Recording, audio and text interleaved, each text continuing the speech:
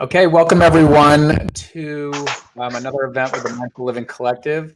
We are with Amy Saltzman, and and Amy is someone who's a longtime friend of mine, and also we've has hosted conferences and been the lead at hosting conferences. She's a physician. She's an absolute expert in for years as far as working with parenting, teens, and kids around the applications of mindfulness and so much more.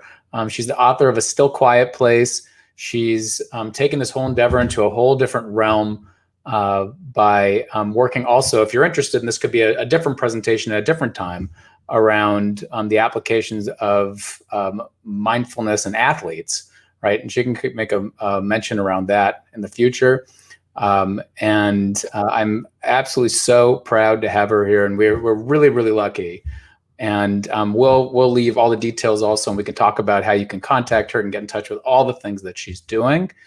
And so thank you, Amy, so much for being here and for sharing your wisdom and your thoughts. And I'm going to turn it over to you. And I just want to kind of let people know that during this time that we have here, kind of take this time in, soak it in, make sure you have a pad of paper out to take notes. Feel free to ask questions in here, and or open up a Word doc or something like that.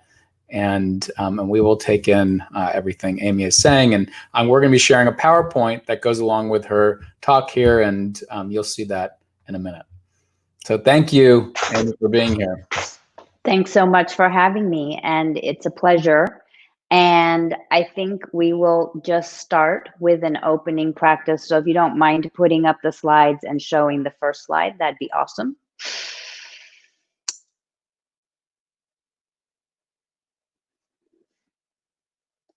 And I just want to say that I'm thrilled to be here with all of you. And you can go to the next slide. Elijah mentioned some of my credentials, but I actually believe that my two best credentials are right here. I have two neuroatypical kids, one neuroatypical in that he is the kid who could take 5 APs and race his bike professionally and still spend way too much time watching cooking shows and on Facebook at the time. And my daughter is brilliant, creative, passionate, compassionate, and also has ADHD and OCD. So two completely different parenting journeys for sure. So just wanted to put that out there. And my daughter has given me full permission to disclose that. So it's been discussed. So next slide. So we're going to start with a practice. So wherever you are, sitting, or perhaps some of you are lying, and if you're willing, closing your eyes and bringing your attention to the breath. And resting your attention on the breath, feeling the belly expand with the in-breath and release with the out-breath.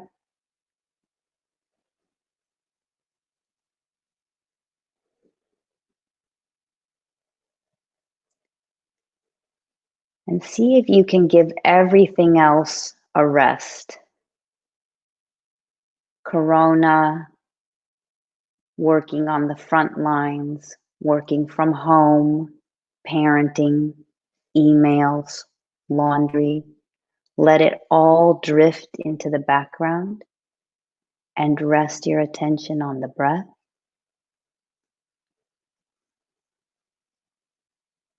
And see if you can feel the entire in-breath from the very first sip and expansion all the way through to where the breath is still.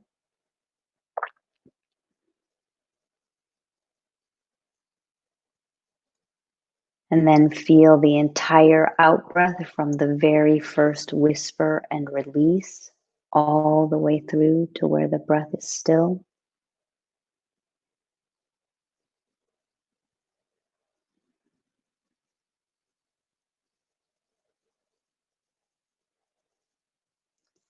Now see if you can let your attention rest even more deeply in the still, quiet place between the in-breath and the out-breath, and the other still, quiet place between the out-breath and the in-breath. Feeling the stillness and quietness that's always alive inside of you.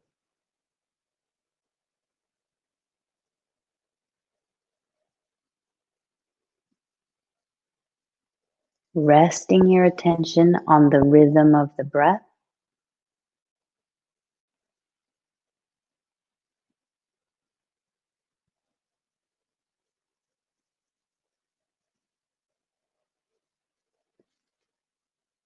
And perhaps you can realize that this stillness and quietness is always with you. It's with you when you're breathing in. It's with you when the breath is still. It's with you when you're breathing out. It's with you when the breath is still. It's with you when you're happy. It's with you when you're frustrated. It's with you when you're making lunch or arguing with your child, or when you get hit by a ball in the face. This stillness and quietness is always inside of you, and you can find it simply by resting your attention on the breath. So I'm going to let you rest your attention on the breath for about a minute with no instructions from me, and then I'll conclude the practice and we'll continue.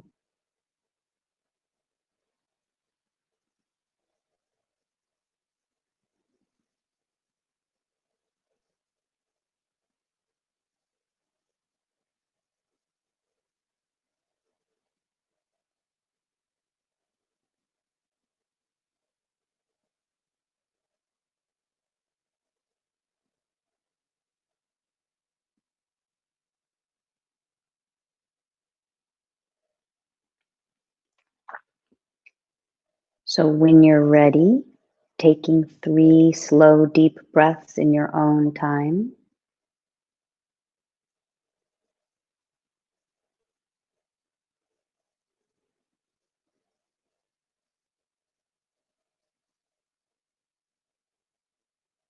And opening your eyes and expanding your attention. And Elijah, is there a way for people to raise their hands and ask questions?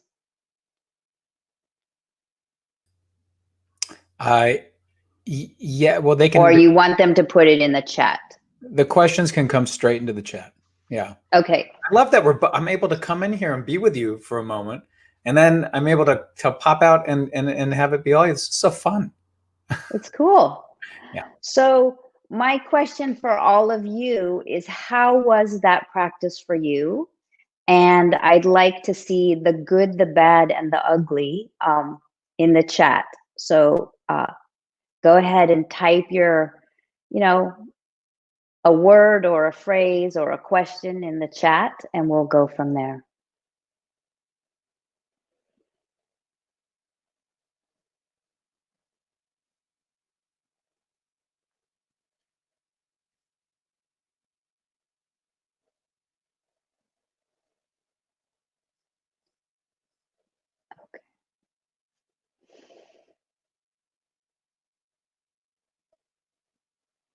So I'm just giving people a moment.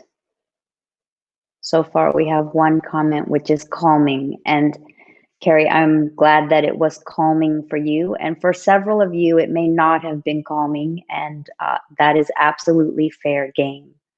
So especially for those of you who found it difficult or challenging, you can type your experience or your question or request for help in the chat.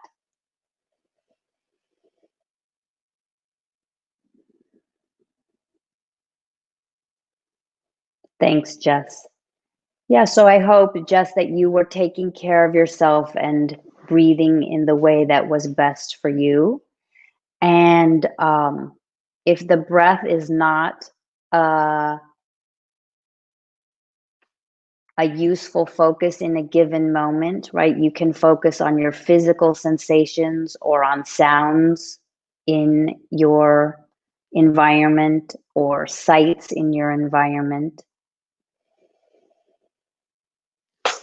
Okay, so next slide, please. So there are lots and lots of definitions of mindfulness, and this is the definition that I use when I teach to anyone, children, teens, adults, in any walk of life.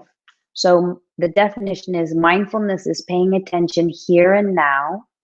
So doing our best not to have our attention obsessing in the past or worrying or fantasizing about the future, paying attention here and now with kindness and curiosity, because otherwise we tend to just beat ourselves up. And we pay attention here and now with kindness and curiosity to our breath, our bodies, our thoughts, our feelings, the people that we're interacting with, and our circumstances, so that we can choose our behavior. So we're going to do another practice, and we'll start to look at how we apply this. So closing your eyes again, resting your attention on the breath for a moment again.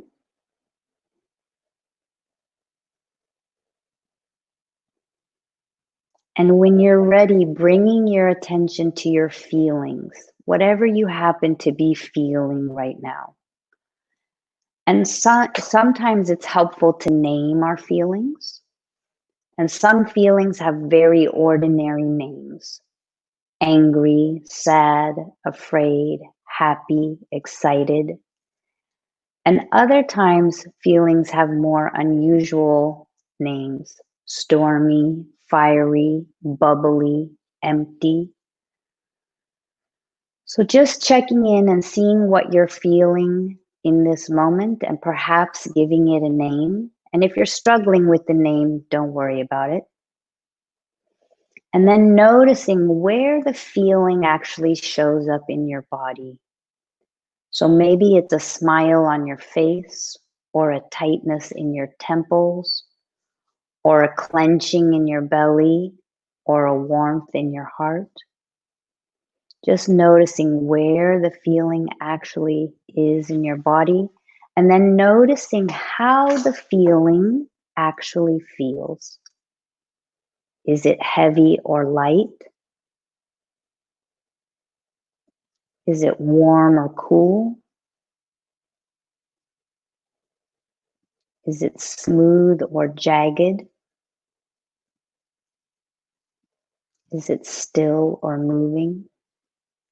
Just noticing the qualities and textures of the feeling. And then you may want to notice if the feeling has a color or colors.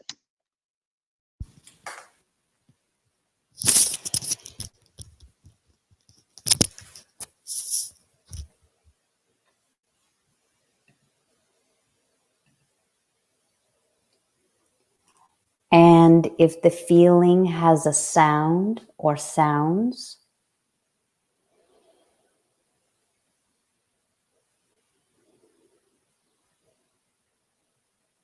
And then when you're ready, thank your feeling and briefly return your attention to the breath.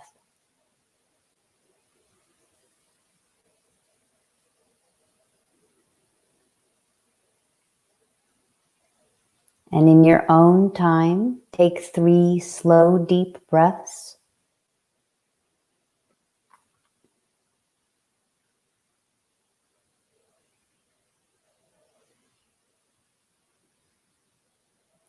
And again, open your eyes and expand your attention to include the room.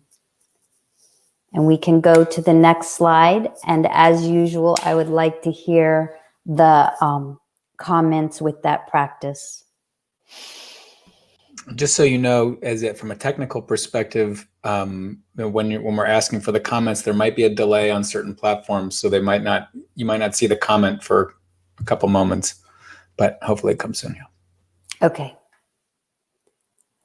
So while we're waiting for the comments, we can go to the next slide and we'll continue, and I'll come back to the comments as they come in. So the purpose of that practice is to support people, children, teens, adults, in having their feelings without their feelings having them.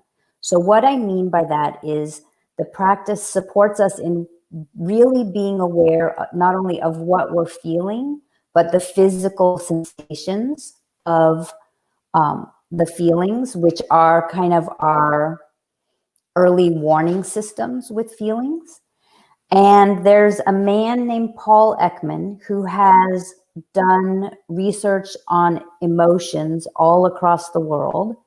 And so far, he's found that there are 7 universal emotions. I kind of think of them like the 7 dwarves. So anger, sadness, happiness, fear, surprise, contempt, and disgust.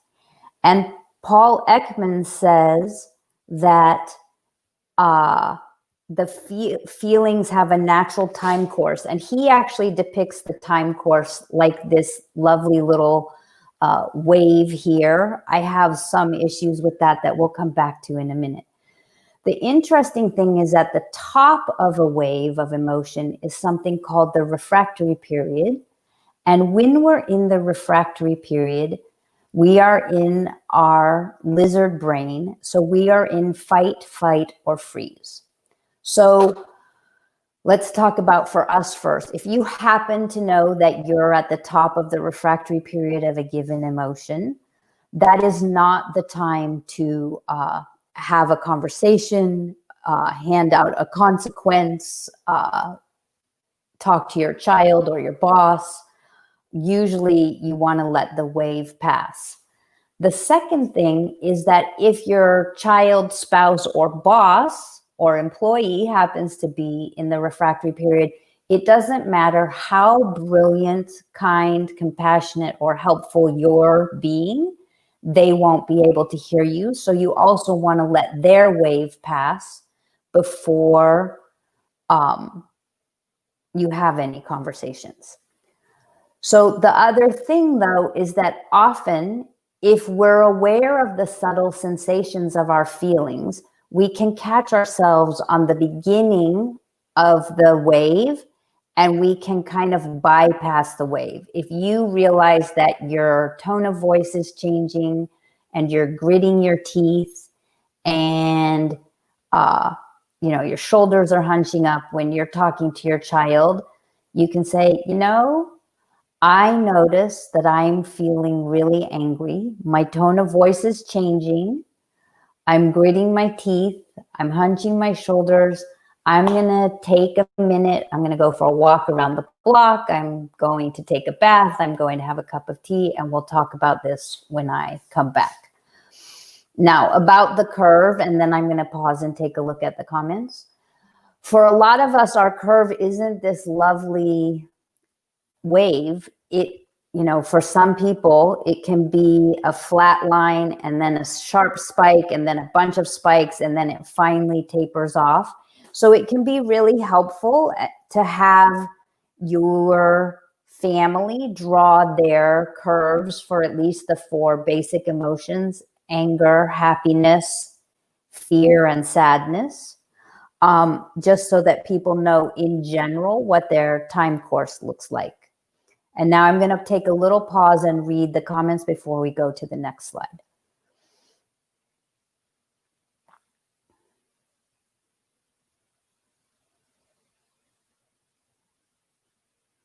So Kelly, thank you for your comment about saying thank you to the feeling. The intention is to make space for it without judgment.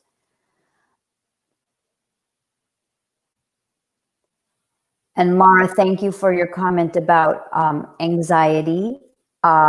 this practice over time can be a lovely way to make space for the anxiety, and actually even make friends with the anxiety without feeling like you have to do anything about it or change it. Because sometimes what happens, I was teaching a session actually for athletes in, I can't remember where I was. But a woman started talking and she said, I'm an anxious woman and my children are anxious, and what can I do about it? She was going on, and you could feel the anxiety in the whole room going up. And finally, when she took a breath, I kind of inserted myself and I said, it's okay to be anxious, right? And you could feel her and her kids exhale and the whole room. Because often we have a story about, I'm anxious and I shouldn't feel anxious. And especially in these times, I think feeling some level of anxiety just means you're human. And the question again is, how much kindness and compassion can we bring to that experience?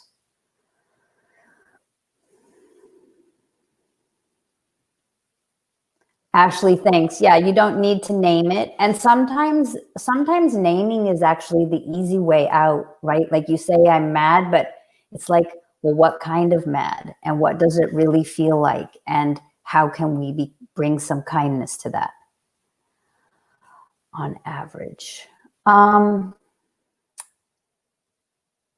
I think Paul Ekman might actually have an answer to the question on average, how long does a feeling last? And I think like if we're in our natural habitat, which I'm not sure any of us are in our natural habitat, and especially now, but, and without any like poking from the outside, they tend to be fairly short-lived. But, if you're upset with your child and then you get a difficult email from a coworker, right? It's a whole nother wave, which will actually bring us to the next slide. So this is not Paul Ekman. This is Amy's riff on Paul Ekman. And I'm actually having my illustrator friend redo these for me, because these were just ones I could pull off the internet. But in physics, there's the concept of constructive interference. And some of you may be old enough, like me, to have done these experiments in high school where you used a wave pool. And if you got two large waves in complete sync, then you get a really big wave. And next slide, please.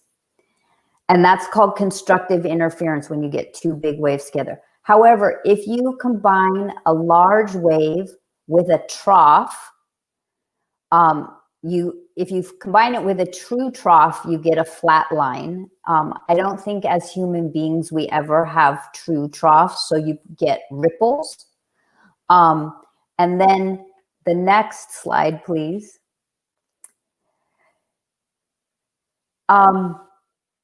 Take a moment and consider how many emotions can you have at once? Like, can you have at least 2 emotions at once, possibly even 3? And then consider the number of people you are staying home with.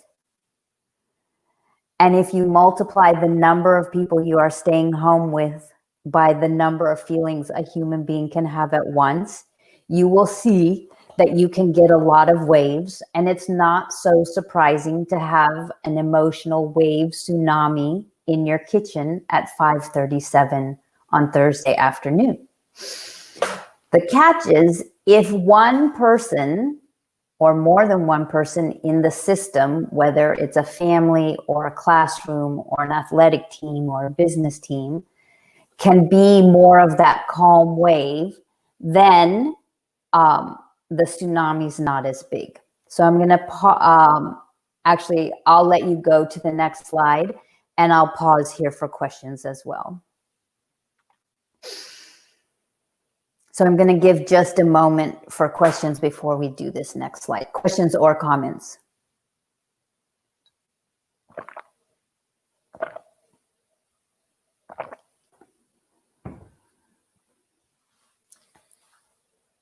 Okay. I realize people may still be typing, and I'm going to read this poem. So if you want to just close your eyes and hear the poem.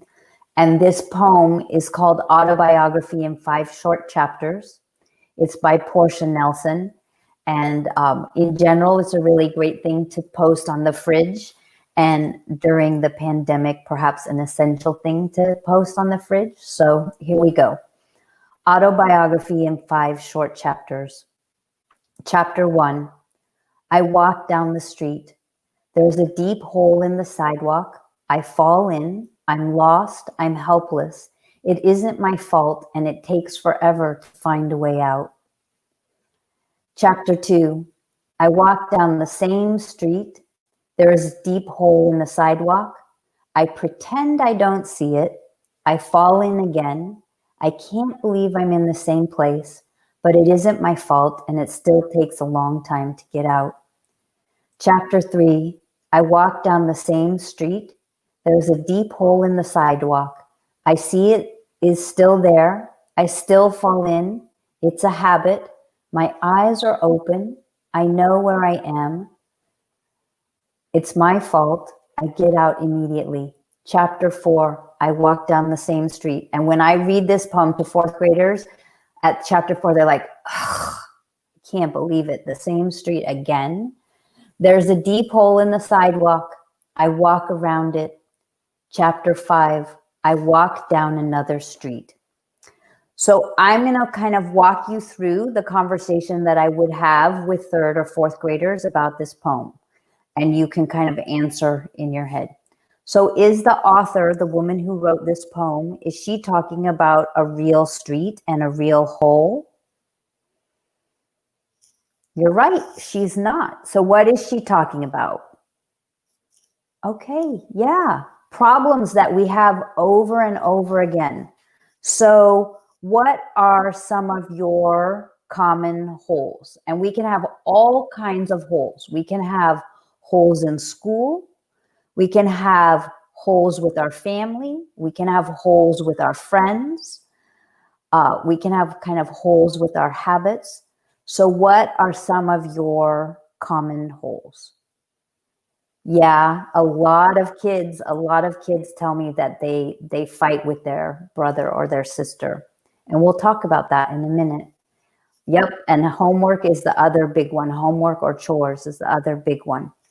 So for us as families and for us as parents, I think you all probably know your common holes, and some of you can type those into the chat as well. And the question is to look in when we're looking for different streets, often the different street or the exit on the highway is many steps back. And while a lot of you aren't necessarily getting your kids out the door for school, right? Often the place to avoid the early morning chaos hole is not in the morning, but it's the night before. So, that's just an example. And I'm thinking if I want to share this one example. So I had a family of three boys, teenage boys, and they were fighting so much actually that the mom came to me with the boys because she was afraid that she or someone else was going to get really hurt. And we did some preliminary practices like the rest practice and a thought watching practice and the feelings practice that we just did. And then we started talking about the holes and the different streets. And really, this is just a very concrete way to discuss responding rather than reacting with kids and teens. And so the kids had fallen into a hold, a pretty common hold during the week. And when they came in, the hole was reported where the middle son was in his room quietly doing his homework. And the younger son was initially in his room, also quietly doing his homework. And then the younger son got frustrated with his homework, and rather than doing something else, his way of dealing with his frustration was to go bug his middle brother, who was also on the verge of getting frustrated with his homework. And then a big fight erupted between the boys, and then the mom was yelling. And so we broke it out piece by piece. And I asked each person in the interaction, you know, what were they thinking when they fell in the hole? What were they feeling when they fell in the hole? When they look back on it, what were some different streets? And, you know, the younger brother said, you know, get something to eat, go play basketball, ask my mom for help. The middle brother said, you know, quietly ask my brother to leave the room, or ask him if he needed help, or take a break with him together. And the mom said, you know, coming to see Dr. Amy, and not, you know, not yelling, and, you know, learning new ways of dealing with things. So this is something really that you can put on your fridge, and you can just Google autobiography in 5 short chapters, and you'll get all these lovely images for the poem. And you can talk to your family about it. You can ask about common holes, and you can ask them for suggestions about different streets. So again, I'm gonna we'll go to the next slide, but I'm gonna take a peek at the comments.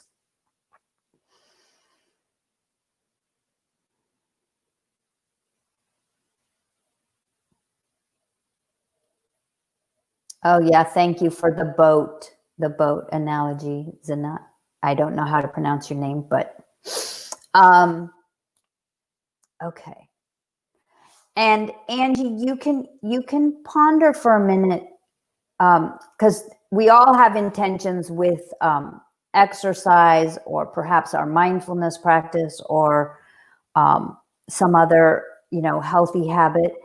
And you can ponder, like, what gets in the way of you doing it, and what's supportive of you doing it, and how you can create structures, and where you can find that different street.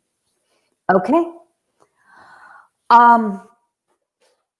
When things are crazy and falling apart, and I also generally call this practice late for school practice, but now it's staying home practice. A really, really simple thing to do is what I call 3 breaths practice. So one is a breath for me, like what's going on with me.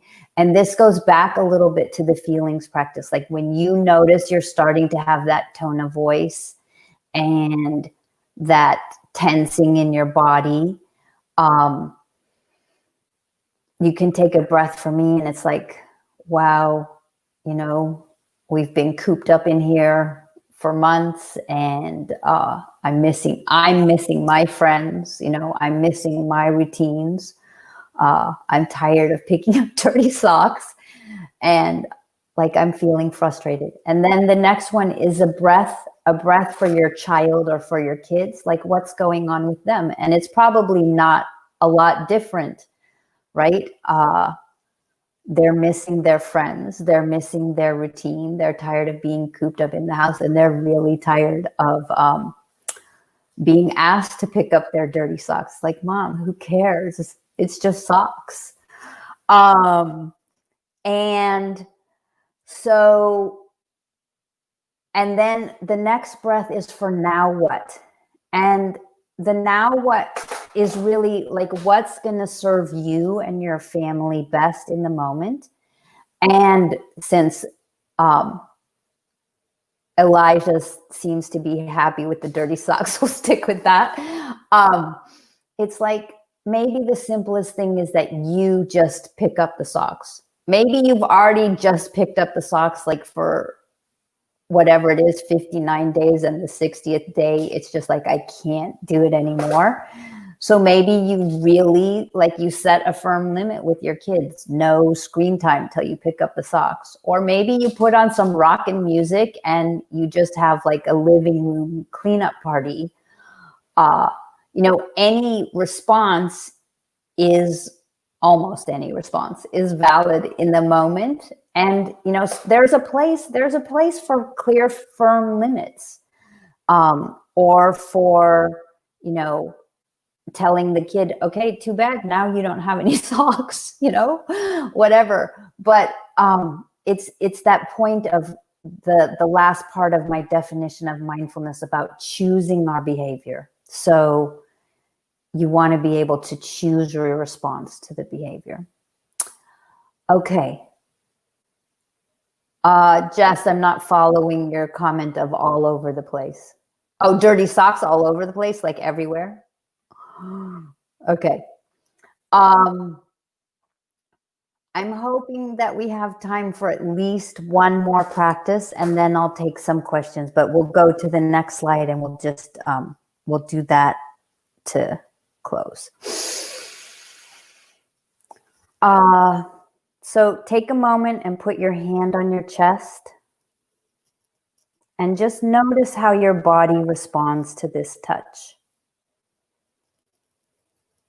And if you're not sure, you can lift your hand off and either put the other hand on your chest or replace the hand that you just put on your chest, and really notice how your body responds.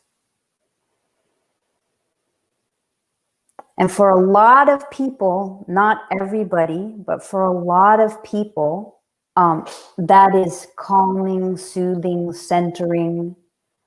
And it's just a simple way in a moment of difficulty to let yourself know that you're here for you.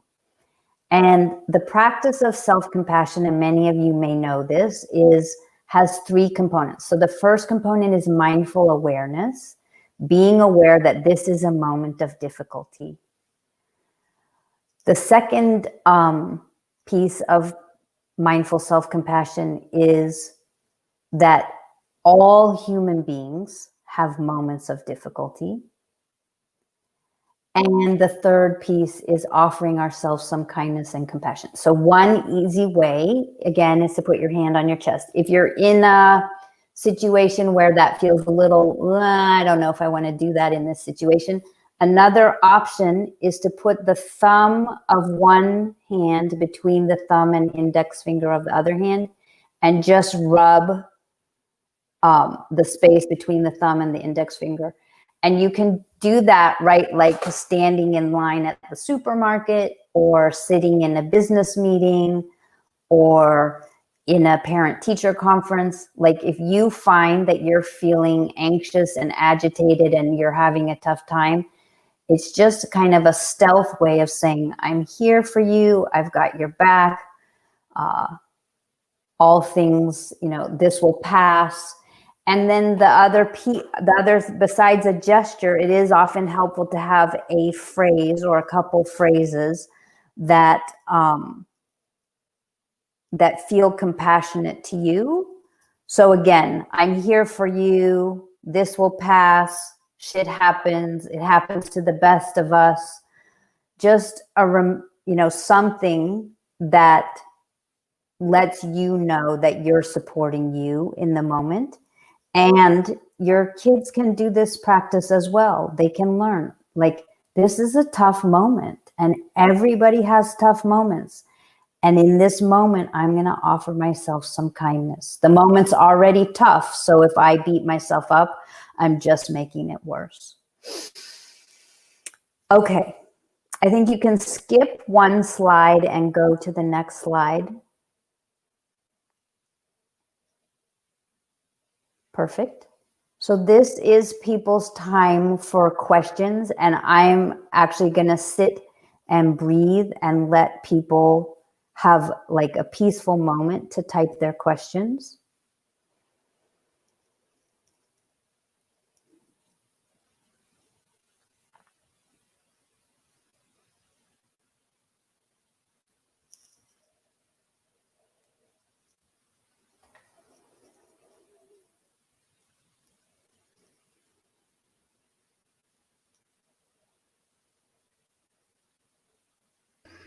I have a question while people are checking in on those questions. So, Okay. So this is a time where a lot of parents are feeling really overwhelmed. They're, for the first time, for many are kind of stay at home crisis schooling, and I'm trying to work while everyone's here at the same time. Certainly my experience. So in this time, what would you say? We don't know. It's an uncertain time, right? There's so much uncertainty as to when and what is happening and what will be, for the parents that are feeling, these kind of waves of grief bombs, these feeling overwhelmed by not just the dirty socks, but the various toys that they step on and hurt their feet on, and the balls in the nose. Or maybe I was talking with Amy right before this, and I was saying how I was on a trampoline with my youngest son, the other day, and I was just laying there with like my eyes kind of closed, and he took a big yoga ball and smashed it on my face, but for fun. He was having fun, but meanwhile, just kind of like throwing blood all over my face. But so what's your message really? Like, if you were to say, like, well, what do we really need to do as parents during this time? We've been going over so many things, but for those grief bombs, for those tough moments, maybe it's the self-compassion, but what would you say is a way that we can kind of hold this whole time together? Yeah, I think a couple things. Self-compassion for sure, being gentle with ourselves, and this is actually from my athlete's book, but like, we all have an energetic bank account, and a lot of us right now are overdrawn, but really understanding like what our go-to deposits are. And the deposits don't need to be a big thing. It can be a walk around the block or a cup of tea, or, for some of us, probably me included, like just picking up the dirty socks and,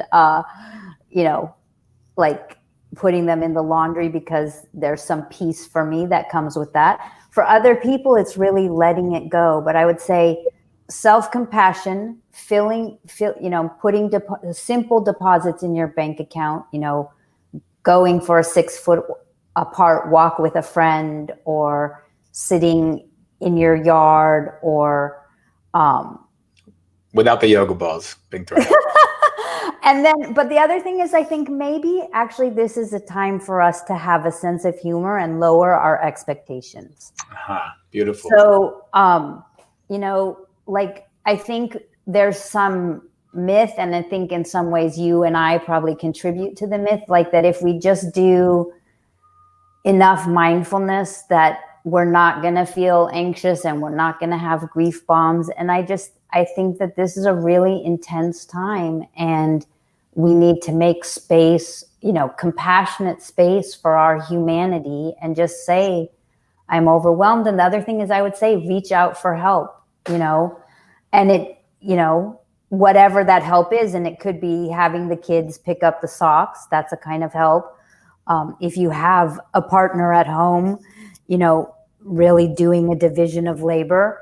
If you don't, seeing, even if it's just a supportive phone call that you can, get, or somebody to vent to and share your humanity with. But I think part of our suffering comes from our expectations that somehow we were going to do this all more gracefully. Mm-hmm. I love that. Lower our expectations. And another big thing that I heard you say there was the power of not necessarily doing this alone. There's other people who can be a support for you during this time. You're not alone. None of us are alone as parents in this. And I just want to kind of share with everyone who's here, because this is, most people who are here right now are part of this space called the Mindful Living Collective, and we have a beautiful mindful parenting group in there that are sharing this experience together and sharing resources together. And this talk with you, Amy, is one of those resources. I want to move to Zinat. Zinat, I hope I Zinat. I know maybe one. Hopefully, I got one of those correct. And here you can see, I'm going to put her question up on the screen here. It says, any suggestions on how to support parents who are eager for behavior change for their kids, but feeling impatient with doing the practice themselves? It's almost like they want to skip over this part. Yeah, it's interesting. One of my first groups that I taught was in a research study at Stanford, and it was a child parent group, and the parents for the most part brought their kids. Where'd you all go? There, I just had a weird thing pop up on my screen, Yeah. and then I thought I got bounced out of the room. The parents brought their kids, right, because they have ADHD, because they have anger management issues, because they're anxious and depressed, and they want the benefits of mindfulness for their kids, and mindfulness is really beneficial for the kids. And what I said to the parents is, if you want your kids to practice, then you need to be doing the practice, and you need to be demonstrating it. So demonstrating mindfulness out loud. So again, going back to the thing that I said before of like, when you notice that you're frustrated, just walking yourself and your kids through being mindful of that has a powerful effect. If you say, wow, the kitchen's a disaster, I'm really frustrated, I notice I'm talking fast and slamming dishes into the dishwasher, and want to give out 157 consequences, and I'm going to pause and take a breath and start over. That can make a big difference for the kids, because they get to see how to be frustrated and have the feeling of frustration without frustration having you. And so it is really important to have the parents practice. And so what I say to the parents, and again, when the kid's at the top of a refractory period, what I say to the parents is, when your kid's at the top of the refractory period and your kid's having a meltdown, that is not the time to ask them to breathe and do mindfulness. That is the time for you to breathe and do mindfulness and make space for your feelings and their feelings. And when they're off their wave and you're off your wave, then you can have a conversation. And so then there's one more piece to that, which is that then if you want to build the practice for you and your kids so that you have it in those crucial moments, you want to do it. You want to be doing this with your kids at bedtime when hopefully it's calm. And if you know that, for example, brushing teeth and getting into pajamas is like a point of contention right now, then you may want to do it. You may decide you want to do it before the point of contention, or you may decide that you want to do it after and actually make it like as a reward. Like, this is special time with mommy or daddy to do this, or mommy and daddy. And we're going to do it if you can brush your teeth and get into your jammies in 5 minutes.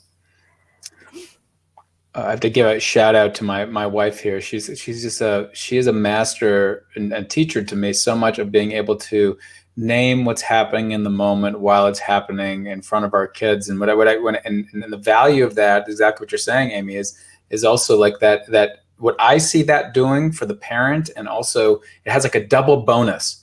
For the parent, you're bringing blood flow to your prefrontal cortex in that moment, because you're actually naming what's happening while it's happening. So you're putting yourself in a more grounded place and more in control. And the ripple effect teaching to the kids is like, I can be aware of what's happening while it's happening, and I'm able to get this forewarning. There's this space that's happening between the stimulus and response. So that's so beautiful. I want to get to just one more, and then we're going to wrap up, which is by Jess here, or Jen, who said, who's one of the people holding the space for women, holding the space for the mindful parenting group in the collective. She says, as the school year wraps up and the structure of the online classes is about to be over, I'm feeling overwhelmed by the idea of our normal summer activities will not be there. Any suggestions? Yeah, I think, again, being willing to be a little bit looser. Like, I think it's nice to have some structure. And again, partly it depends on the age of your kids, but to have some structure. But maybe you do end up going to bed, like as a family, a little bit later and getting up a little bit later. And maybe you want to have that you do that you do one mindfulness practice or one mindfulness activity in the morning. And then maybe you want to have, right, like personally at this point, I might go for crayons rather than paint or glitter, because you may not want another whole nother thing to clean up. But, some time for kids to be creative and some games for them to play and some things that, again, depending on the age, that they can do on their own. And you can involve the kids in the cooking and the cleaning. And, this going back to like lowering expectations, I think it's a totally fine, mindful, of the circumstances response to let them have a little screen time, and maybe even a little bit more screen time than you would normally do, so that you have half an hour or an hour of peace and not being interrupted. And, maybe in general, you're a minimal screen family, but this is not in general. And if you're in a place where you can do it and do it safely, for sure, I'd have everybody get outside and, let the kids come up with something. And I'll say, I am completely musically inept, and, but the funnest thing we've done so far is we did a family karaoke night, and you can just go on YouTube and Google, what was the song? Like, I think we did like Peaceful, Easy Feeling, and then we each picked one song of our own, but the family song was Peaceful, Easy Feeling by the Eagles.